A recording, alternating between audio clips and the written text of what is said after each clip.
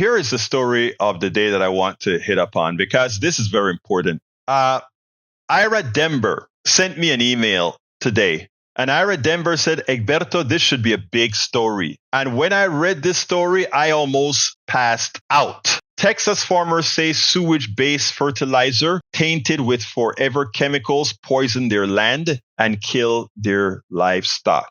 I'm going to read the first few paragraphs, and then I'm going to go into that immediate soliloquy about regulations, okay? But check this out. Johnson County, this is in Texas now. Tony Coleman recognized the signs of it too well. A cow drools strings of saliva, then it starts to limp, each step slower, then it grows stiff, then it's quick, then there's nothing to be done, the cow dies. Since early 2023, the Grandview rancher has watched more than 35 of his 150 Black Angus cattle perish. July was especially brutal. In the span of a week, Coleman lost a 3-week-old calf, a cow, and little red and strong bull full of spirit, leaving Coleman with nothing but unanswered questions. Things is destroying our lives. This is destroying our lives, Coleman said. You never know what you're going to get every day. Next door, James Farmer has lost 2 calves and found 2 of his wife's beloved houses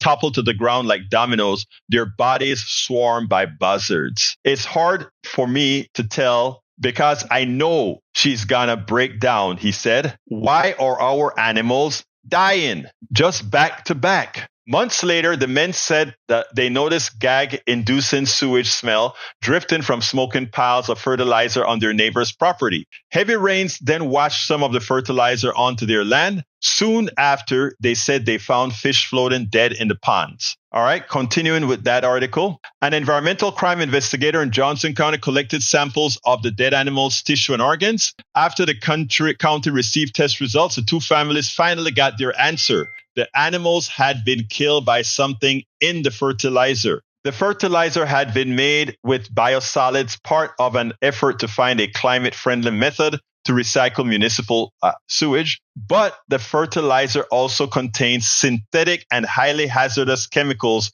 known as PFAS, which are found in hundreds of household products and have had devastating effects on farmers, farms, and ranches, and inadvertently spread across the land. Here's the problem with this stuff. Here's the problem. It turns out that these PFAS chemicals, right, they use it in your non-stick surfaces and all that kind of stuff. They're using a lot of chemicals that people flush down their toilets, etc. So naturally, after the sewage is processed and turned into sludge, these different good chemicals, nitrates, and there's a chemical start with a P that's good for growing. It's full of these different chemicals for growing, but it also has the PFAS. People always say regulation. They hate regulation. Well, look at what lack of regulation has done. Texas has no regulation concerning using all this sludge from the sewage and throwing all to land for fertilizing. There are no regulations. There's no regulation that says we need to make sure that in the amount of sludge that you're putting on lands for fertilizer, you don't have X parts per million of PFAS in it. Okay? So therefore, these companies would sell their sludge. The sewage companies sell their sludge to farmers. Farmers get to buy this stuff on the cheap. These companies don't have to dispose of it in any particular manner.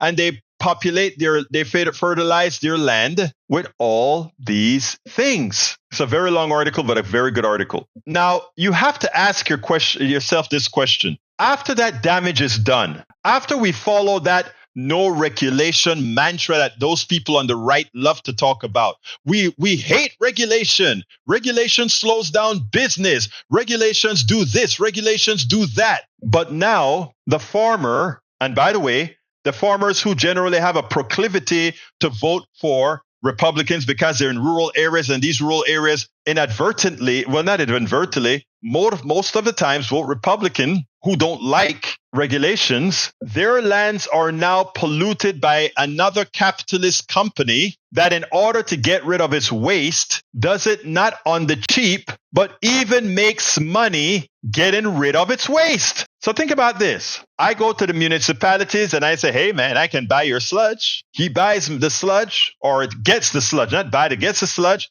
and then repackages the sludge and sells it to farmers, calling it cheap fertilizer. And he is unregulated. You know, they don't want regulation. And as he's unregulated, that sludge covers acres upon acres upon acres of land that's growing our food. Meaning all this food goes into our food chain. And now, because of that capitalist that says, hey, I'll take your sludge and dispose of it for you, and go sells it to farmers cheaper than, let's say, chemical fertilizers that are regulated.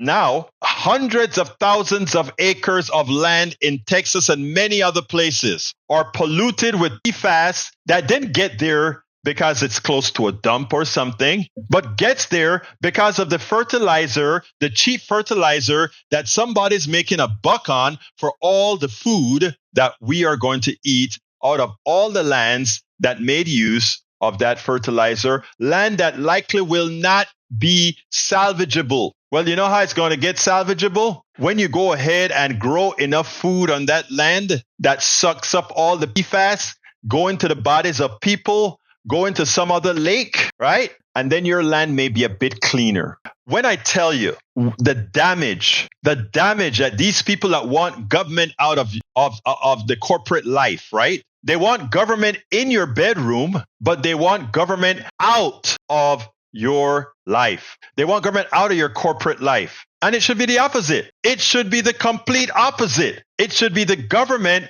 deep involved with regulations and corporations to ensure that because they are a for-profit motive, they don't hurt you. And what you do in your bedroom should be between you and whoever you're doing it with in your bedroom. And the women's body should be your stuff. I want you guys to understand the nature of what we're talking about. Now, this is a problem that just showed up I just got this from one of our PDR Posse members and said, this should be a big story. And it should be a big story, but it shouldn't only be a Texas story because this is not only happening in Texas. This is happening all over. So folks, when we are planning for the resistance against Donald Trump and the Project 2025 that is apt to take away all regulations, these are the stories that have to be told. You know, the regular MAGA folks are going to come out and say, oh, we need to get rid of regulations. We need to get rid of regulations. As lack of regulations not only kill them, but kill us all. You know, lack of regulation, the things that they want.